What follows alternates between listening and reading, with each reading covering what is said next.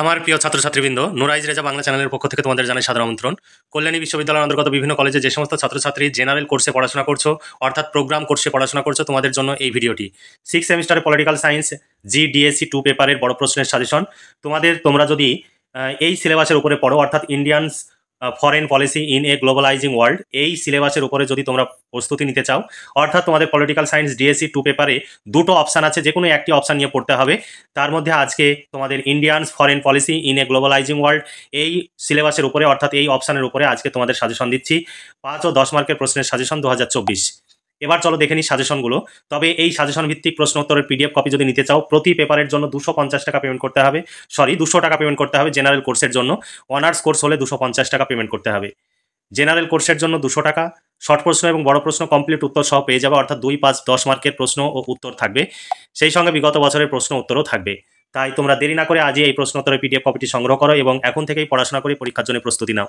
চলো দেখে নিই আজকের সাজেশনটি। তবে তোমাদের 4th সেমিস্টারে 4টি পেপার রয়েছে। 4টি পেপার যদি একসঙ্গে সংগ্রহ করো তাহলে 700 টাকা পেমেন্ট করতে হবে। আর আলাদা আলাদাভাবে নিলে প্রতি পেপারের জন্য 200 টাকা করে পেমেন্ট করতে হবে। আর তোমরা কখনোই হোয়াটসঅ্যাপ নাম্বারে গিয়ে PDF কপির জন্য দামাদামি করবে না। আমাদের এখানে কোনো রকমের দামাদামি হয় না। তোমাদের যদি প্রয়োজন মনে হয় তবেই হোয়াটসঅ্যাপে মেসেজ করবে অথবা ফোনে কথা বলে নিয়ে তারপরে সংগ্রহ করবে। আমি তোমাদের রিকোয়েস্ট করছি কোনো রকমের দামাদামি করবে না, কারণ আমাদের এই সমস্ত PDF কপি তৈরি করতে অনেক খরচ হয়। তাই অভিজ্ঞ শিক্ষক মণ্ডলী দ্বারা এই সমস্ত নোটস তৈরি হয় বলে আমাদের খরচের যে পরিমাণ সেটাও অনেক বেশি। তাই তোমরা নির্দ্বিধায় এই সমস্ত নোটস সংগ্রহ করতে পারো। যারা ইতিপূর্বে নোটস সংগ্রহ করেছো এর আগের সেমিস্টারে, তোমরা জানো যে আমাদের এই প্রশ্নোত্তর PDF কপি থেকে সমস্ত প্রশ্ন পরীক্ষায় কমন আসে।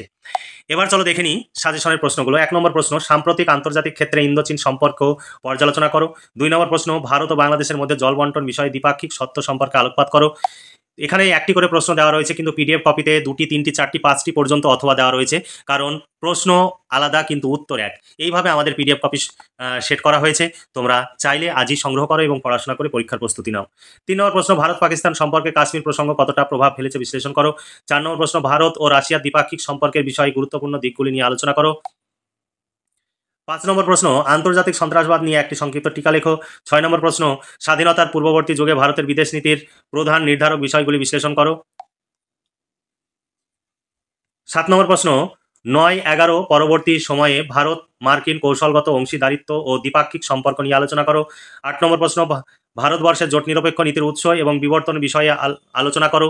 তুমি কি মনে করো ঠান্ডা যুদ্ধের পরবর্তী সময়ে এই নীতি বর্তমানে এখনও প্রাসঙ্গিক? 9 নম্বর প্রশ্ন, জলবায়ু পরিবর্তন সম্পর্কে আন্তর্জাতিক স্তরে ভারতের ভূমিকা লেখো। 10 নম্বর প্রশ্ন, সার্কের লক্ষ্য ও উদ্দেশ্যগুলি সম্পর্কে আলোচনা করো। 11 নম্বর প্রশ্ন, সার্ক সম্মেলনের সাফল্য ও ব্যর্থতা পর্যালোচনা করো। 12 নম্বর প্রশ্ন, সার্ক এ ভারতের ভূমিকা বিশ্লেষণ করো। এই সমস্ত প্রশ্ন উত্তরগুলো তোমরা যদি PDF কপি সংগ্রহ করতে চাও আজই নিচে দেওয়া হোয়াটসঅ্যাপ নাম্বারে যোগাযোগ করো। এটাই ফোনপে এবং গুগল পে নাম্বার। এই নাম্বারেই তোমাদের পেমেন্ট করতে হবে। তোমরা প্রয়োজনে ফোনে কথা বলে নিয়ে নোট সংগ্রহ করতে পারো। তবে তোমাদের টাকা মার যাওয়ার কোনো ভয় নেই। আমাদের এই নাম্বারেই তোমরা পেমেন্ট করবে। অনেক নাম্বার তোমার গ্রুপে অটোমেটিক দেখা যাচ্ছে, তোমার মোবাইল নাম্বারটি কোনো একটি গ্রুপে অ্যাড হয়ে যাচ্ছে ফেসবুক বা হোয়াটসঅ্যাপে। তারপর সেখানে তোমাদের বলা হচ্ছে তোমাদের নোটস দেওয়া হবে, তার জন্য পেমেন্ট করতে হবে, এবং পেমেন্ট করার পর দেখা যাচ্ছে তোমাদের আর নোটস দিচ্ছে না।